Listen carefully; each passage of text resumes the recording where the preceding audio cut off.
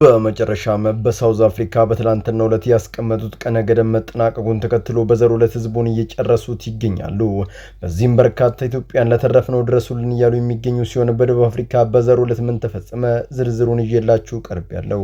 ጋቲሳውል ኦፉዳፊ ሐሚሌንስ ነማፍንፉ አቴ በካውጂ ቶኩ በክቶኩ ጊዜ ደቡዳፊ ከአታ ሜቅ አርግታ ከራረት ሲጭናረት ነምኒ መነጠቤ ጪሱ እንጅራ ከራ በዚህ ሀገር ውስጥ ገንዘብ እያለ ራሱ ዋጋው ከፍ ያለ መኪና ገዝቶ መንዳት ሞራሉ አይመጣልም። ከቤት ወጥተህ ስትመለስ እኮ ስንት የተቸገረ ምስኪን ድሃት ያለ ቤታቱ መንገድ ዳር ወጣ ተርቦ የሚለምን እያለ እነሱ ላይ ራስን ለማሳየትና ትዕቢትን ማሳየት ምን ይጠቅማል? ድሃ በበዛበት ሀገር ሀብታሙም የማይረዳ የማይለግስ ከሆነ እርሱም ድሃ ነው ሲል በተናገረው ንግግርና በስፖርቱ ዓለም ለሀገሩ ባበረከተው አስተዋጽኦ ሁሌም የሚታወስ ቀነኒሳ ጀግናችን ነው። ታዲያን ተከትሎ በአርሲ ስለተፈጸመው የባለማተቦች ጥቃት ያደረገውን አስደናቂ ንግግር ማስደምጣችኋለሁ። The Greek Orthodox Church was here and they would really like to have some help.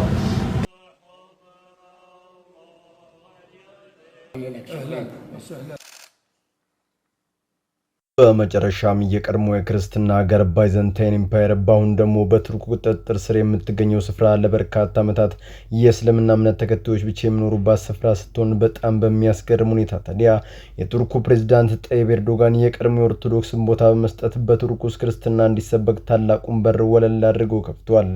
በዙሪያም ያገኙትን መረጃዎችን አጋራችኋለሁ። ሰላም በመላው ዓለም ላይ የምትገኙ ውድ ቤተሰቦቼ እንዴት ናችሁልኝ? እኔ ደህና ነኝ። ቸሩ መድኃኔዓለም የተመሰገነውን በዛሬው ቆይታችን እጅግ በጣም ቁም ነገር አዘል ቪዲዮዎች ይላችሁ መጥቻለሁ። ከናንተ የሚጠበቀው እንደተለመደው ቪዲዮ ላይክ እና ሼር ማድረጋችሁን አትርሱ።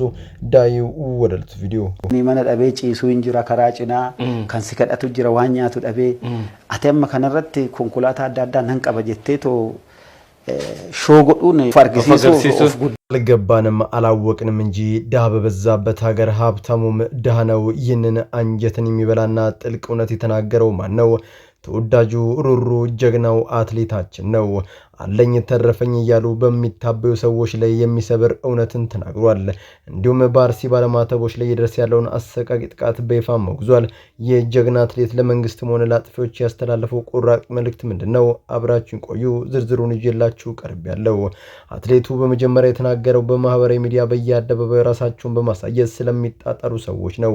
ከቤቱ ወጥተህ ስትገባ በመንገድ ላይ ብዙ ነገሮችን ታያለ። ቤታቶ መንገድ ላይ የተኛና ተርቦ የሚለምን ምስኪን እያለ አለኝ ተረፈኝ ብሎ መተበይና ራስን ለማሳየት መጣጣር መልካም አይደለም ሲል ወርቃማና አሳሳቢ ምክሩን ለግሷል። ከዚህ ባለፈ ግን ጀግናው አትሌት ዝም ሊለው ያልቻለው አንድ ከባድ ሀገራዊ ቁስል አለ። እርሱም በአርሲ ባለማተቦች ክርስቲያኖች ላይ ያነጣጠረው ተደጋጋሚ ጥቃት ነው።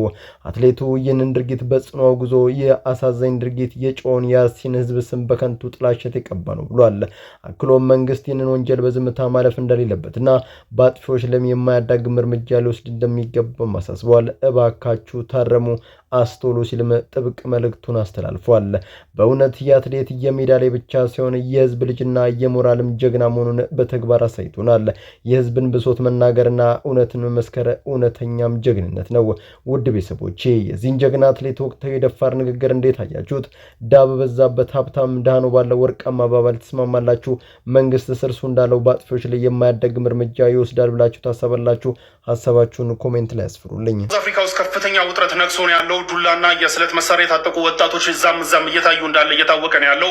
ራሱን ማርች ብሎ የሚጠራው ቡድን ወይም በሰልፍ ውጣና ሰልፍ ውጣ ብሎ ራሱን የሚጠራው ቡድን እንግዲህ ለመጤዎች ይውጡልን ብሎ የሰጠው ዴድላይን ዛሬ ጁን 30 መጠናቀቁን ተከትሎ ከፍተኛ ውጥረት አለ። በደቡብ አፍሪካ ህዝቡ አለቀ። አዎ የዛሬ ከደቡብ አፍሪካ የተሰማ ያለው ልብ የሚሰብር የዜጎቻችን የድረሱልን ጩኸት ነው። በደቡብ አፍሪካ በድጋሚ የተቀሰቀሰው አሰቃቂው የመጤ ጠሎች ዜኖፎቢያ ጥቃት በርካታ ንጹሃንን ሰለባ እያደረገም ይገኛል። አስደንጋጩ ዜና ደግሞ የሞዛምቢክ ዜግነት ያላቸው ሰዎች ህይወት በግፍ መቀጠፉ ሲሆን ይህንን ውጥረት ተከትሎ በዚህ የሚኖሩ ኢትዮጵያን ወገኖቻችን በከፍተኛ የሞት ምጥና ፍርሃት ውስጥ ሆነው አስቸኳይ የድረሱልን ጥሪን እያሰሙ ይገኛል። መከራው በስቷል፣ ወገን ያለ የሚል ጩኸት ቀጥሏል። መንግስትና የሚመለከተው አካል አሁኑኑ ማድረግ አለበት። እስከ መጨረሻው አብራችን ቆዩ። ዝርዝሩን ይዤላችሁ ቀርቤ እፈልጋለሁ። እንደሚታወቀው ደቡብ አፍሪካ ለውጭ ዜጎች በተለይም ለአፍሪካውያን እጅግ በጣም አደገኛ ሀገር እየሆነች መጥታለች። ዛሬ የተቀሰቀሰው አዲስ የመጣ የጠሎች እንቅስቃሴ ከድሮም በባሰ መልኩ ዜጎችን እያሳደደና ንብረቶቻቸውን እየወደመም ይገኛል። የሞዛምቢክ ዜጎች ላይ የደረሰው አሰቃቂ ግድያ ቀጣዩ ኢላማ ማን ሊሆን እንደሚችል የሚያሳይ ግልጽ ማሳያ ነው። በዚህም የተነሳ ላቡን ጠብ አድርጎ ለማድረግ የሰደደው ኢትዮጵያዊ ወገናችን ዛሬ ከቤት መውጣት አልቻለም። በየጓዳው ተሸሽጎ የሞት ድምጽ እየጠበቀ ይገኛል። ይህ ዝም ተብሎ የሚታለፍ ዜና አይደለም፣ የሰው ህይወት ጉዳይ ነው። የሚመለከተው አካል ምን ማድረግ አለበት? ይህ የድረሱልን ጥሪ በአስቸኳይ ምላሽ ካላገኘ ነገ የምንሰማው ዜና እጅግ በጣም ይከፋ ይሆናል። ስለዚህ መንግስትና የውጭ ጉዳይ ሚኒስቴር የሚከተሉትን አፋጣኝ እርምጃዎች ሊወስዱ ይገባል። አፋጣኝ የዲፕሎማሲ ጫና። በደቡብ አፍሪካ የሚገኘው የኢትዮጵያ ኤምባሲ ከደቡብ አፍሪካ መንግስት ከፍተኛ ባለስልጣናት ጋር በአስቸኳይ በመነጋገር የኢትዮጵያን ደህንነት የሚያስጠብቅ ልዩ ፖሊስ ጥበቃ እንዲመደብ ማድረግ አለበት። ሁለተኛ፣ የአደጋ ጊዜ መጠለያዎች። ጥቃቱ በረታባቸው አካባቢዎች ለሚገኙ ዜጎቻችን ኤምባሲው ከዓለም አቀፍ ቀይ መስቀልና ከስደተኞች ተቋም ጋር በመተባበር ጊዜያዊና ደህንነቱ የተጠበቀ መጠለያ ሊያዘጋጅላቸው ይገባል። ፈጣን መረጃ እና የነፍስ አድን መስመር። በችግር ውስጥ ያሉ ዜጎቻችን በቀጥታ የሚደውሉበት ነፃ የአደጋ ጊዜ ስልክ መስመር በመክፈት አቅም የሌላቸውና የተከበቡትን ማትረፍ ያስፈልጋል። በአጠቃላይ ውድ ቤተሰቦቼ የወገኖቻችን ደም እንደ ውሃ ሲፈስ ዝም ብለን ማየት የለብንም። የውጭ ጉዳይ ሚኒስቴርም ሆነ በደቡብ አፍሪካ ያለው ኤምባሲያችን ከእንቅልፉ ነቅቶ ዜጎቻችንን ይታደግ ዘንድ ሁላችንም ድምጽ መሆን አለብን።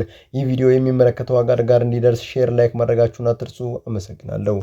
The Greek Orthodox Church was here and they would really like to have some help. They need some help. And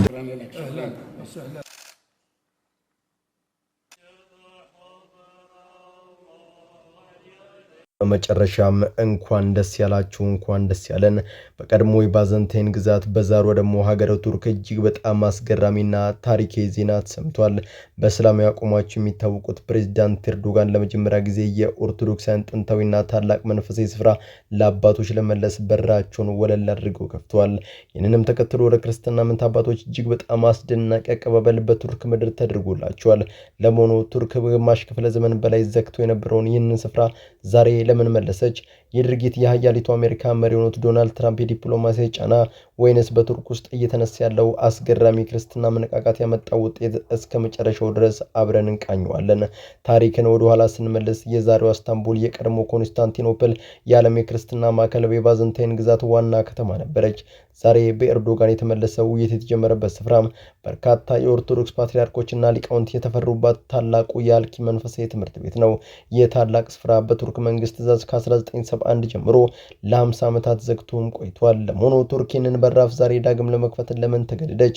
ይህንን ታሪካዊ ውሳኔ በርካታ የፖለቲካ ተንታኞችና ከጂኦፖለቲካና ከዲፕሎማሲ ጋር አያይዘው ይመለከቱታል። በተለይም የሀያሉ አሜሪካ መሪ የሆኑት ዶናልድ ትራምፕ ከኤርዶጋን ጋር በነበራቸው ተደጋጋሚ ውይይት የኦርቶዶክስ መንፈሳዊ ስፍራ እንዲከፈት ጠንካራ የዲፕሎማሲ ጫና ሲያደርጉም ቆይቷል። ቱርክ ከአሜሪካና ከምዕራባውያኑ ጋር ያላትን ግንኙነት ለማለሳለስና የፖለቲካ ትርፍ ለማግኘት ስትል ይህንን ታሪካዊ እርምጃ እንደወሰደችም ይነገራል። ከዚህ የፖለቲካ ትርክት ባሻገር ግን ሌላ እጅግ በጣም የሚያስገርም መንፈሳዊ እይታም አለ።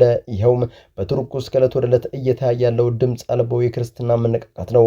በርካታ ዜጎች ወደ ቀድሞ ክርስትና እምነታቸው እየተመለሱ መሆኑ በድብቅም ሆነ በግልጽ እየታየ ሲሆን የህዝቡ ጥያቄ ከፍ እያለ ሲመጣ መንግስት ይህንን የውስጥ ግፊት ለማስተንፈስ ሲል ጥንታዊውን ስፍራ እንደመለሰ በርካቶች በጽኑ ያምናሉ።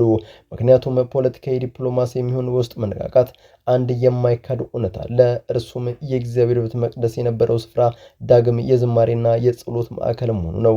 ዘመን ቢረዝምም ፖለቲካ ቢቀየርም የክርስትና ብርሃን ከቶ አይጠፋም። እውነትም መውጣቱ አይቀርም። አዎ ክርስትና ገና ዓለምን በሙሉ ያጥለቀልቃል። በመላው ዓለም ላይ የምትገኙ ውድ ቤተሰቦቼ ለዛሬ እናንተን ያስተምራሉ፣ ይጠቅማሉ፣ መረጃ ምናሉ ብዬ ያሰብኳቸውን ቪዲዮዎች በዚህ መልኩ አቀረብኩላችሁ። በቀጣይ በሌሎች አስተማሪ ቪዲዮዎች እንገናኛለን። ለዚህ ቻናል አዲስ ከሆናችሁ ምን ይጠብቃችሁ ነው? መለስ እያላችሁ ሰብስክራይብ፣ ላይክ፣ ሼር ማድረጋችሁን አትርሱ። ባላችሁበት ሁሉ ክፉ ሳይነካችሁ በሰላም በቸር በጤና ቆዩልኝ። ይመቻችሁ።